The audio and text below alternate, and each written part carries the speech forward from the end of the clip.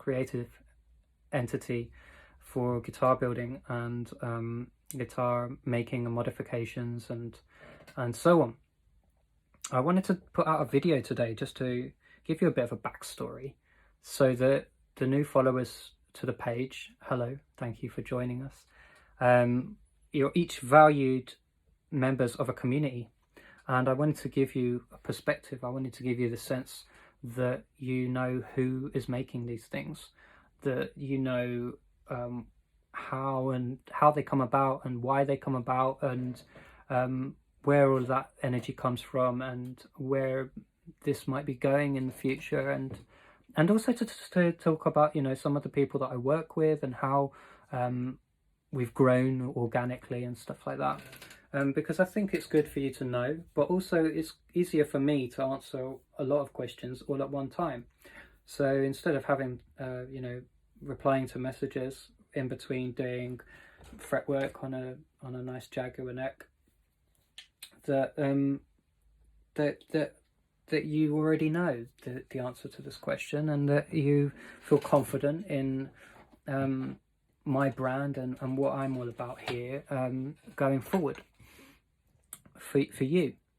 So one of the frequently asked questions that I get is, you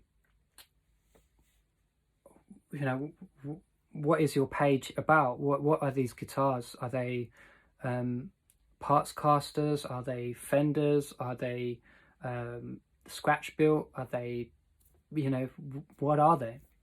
And the answer to that is they're everything. When I got into doing this a few years ago, firstly I was doing it part-time, and I was just upgrading my own instruments, working with my incredibly tight budget. You know, I was working in the service industry. I was a part-time musician. I was touring as and whenever I could afford to, and playing out whenever I could afford to. But I was so caught up in having to earn that money to pay for the equipment that I wanted to use on the passion that I really loved, which was making music and making art. And I had no knowledge of how to go about it or the best way to get the best value for my money.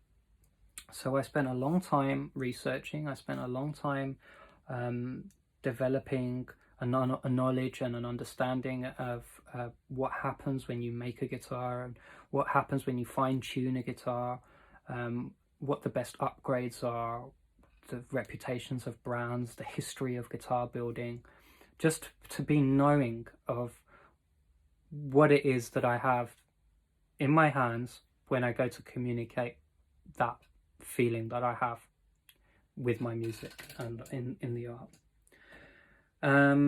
That's where this all came from, really. The idea of not having much money, not having much time, but wanting the best for my musical experience and my musical journey. So, you know, aside from learning from some of the best technicians in this country, for sure, learning from one of the best luthiers that I know, and making friends with some of the most creative and brilliant guitar building and parts making minds that the world has to offer through Instagram, mainly Instagram, but, you know, YouTube as well. It's been such a journey that I've gone from making scratch plates with you know, hand drawn and hand painted designs on them, to making full custom built guitars with bird's eye maple necks that come from nothing but a piece of wood in my hands. And that's been a great experience.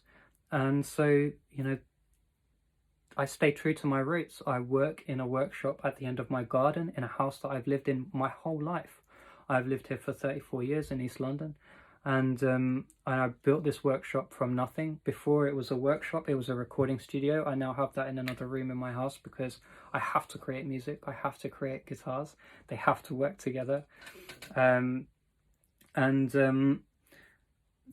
This has all been about sharing that with you. So the page is very lively. I try to put out a guitar every 2 or 3 days, something that I finish, and I can't work fast enough. I'm working on my own in a pandemic, but I can't work fast enough. And there's lots of people waiting for guitars to be finished by me, and every guitar that I put out, or every guitar that I get give back to their owner, has enormously positive feedback about it. And 98, 99% of the time. And I'm very pleased with that. I I love to get the positive feedback. It's very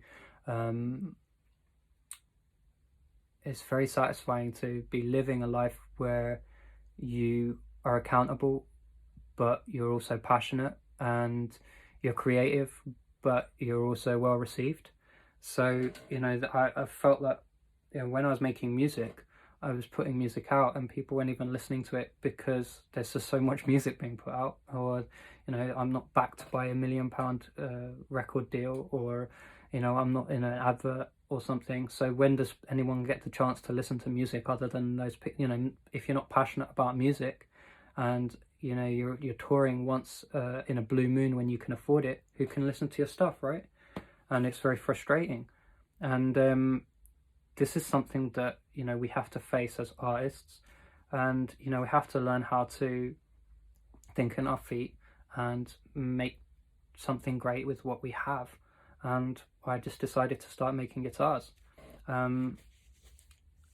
That's where this comes from. So to make a guitar for a musician and for an artist, from myself, from my heart, is something that's very personal to me. Firstly, I've also, like I said, researched it a lot.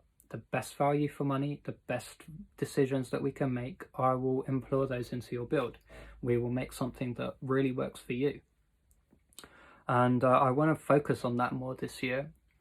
I want to focus more on catering to the individual needs and directions of a guitarist, of a player, of a musician, of a bass player. And there are all of the possibilities within that just that concept, so modifying an existing guitar, upcycling parts that you might have or that you find into a guitar, with handmade elements from us, hand finished, with a relic. I started doing, let's talk about the relics for a second, because it seems to be like, oh, everything's a relic, or like, oh, well, I don't know about relics. And firstly, relics are something that was essentially invented by the custom shop of Fender to represent what people really loved about vintage guitars. In the violin making world, we call this process antiquing. In the guitar world, we call it relicking, and people start filling forums with how something looks like it was dragged behind a car on a motorway. And fair enough, okay, not all relics look good, they don't look great. Like when I first got into looking at relics and stuff like that, I thought, this is a bit absurd. But the absurdity warms you, and for me, it's about an art form. And if somebody wants me to make a realistic 52 butterscotch telly, I'm going to do my utmost to make that look like a realistic butterscotch telly. It might look heavier than other makers. It might look lighter than other makers. I don't know. But, you ask me for the best of all of the elements that a vintage telly has, and I will try to bring that to the forefront. I work with your ideas. So you send me an image of a custom shop, and I will make that relic. You send me a refinished guitar, I will make that color. I will do my utmost to work towards your criteria, so that you're not disappointed. And if you are even vaguely disappointed during the process, I will always happily change things out at no extra cost most of the time. Relics leads me on to another frequently asked question, which is, what is my affiliation with Noizemaker Guitars? Noizemaker Guitars is a company that was started almost as a kind of influence from the work that I was doing on the relics. So Paul came to me and he said, dude, can you make me this Mexican guitar to look like this Fender custom shop? And I said, yeah, totally. And then he was really happy, and he brought me an AVRI Fender, and then he was really happy when I did that. And then he just kept bringing me guitars, and he was like, look, we should go into business together. And I said, look, man, I love working on Fenders, I love working on custom shops, I love working on American guitars and Mexican Fenders and all these guitars, but I don't want to be just that guy who makes the Fender relics or who does the relic art guitars and that's it. I have a quest, like I have a dream in my mind where I make an original shape that can be in a book alongside the original Paul Bigsby guitar or the early Fenders. You know, I want to be like in this pool of creativity where I'm making something that no one's ever seen before and releasing something that causes controversy or, you know, or inspiration or, you know, all of the feelings that you get from new design. And that's something that's very close to my heart as well. I'm constantly designing, I'm constantly creating, and I try to bring that into the Noizemaker guitars for sure, and I'll come up with custom colors and combos with Paul, and we will release these guitars that are like custom shop guitars, and Fender are very happy for us to do this. We have talked with Fender and we have their blessing for our work.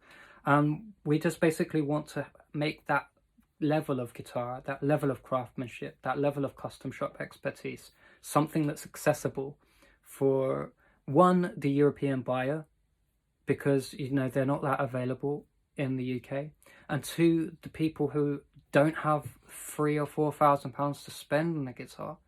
You know, 1,000 or 2,000 sometimes is more than enough, I think. And the level of work that I put into this project and these guitars is very high.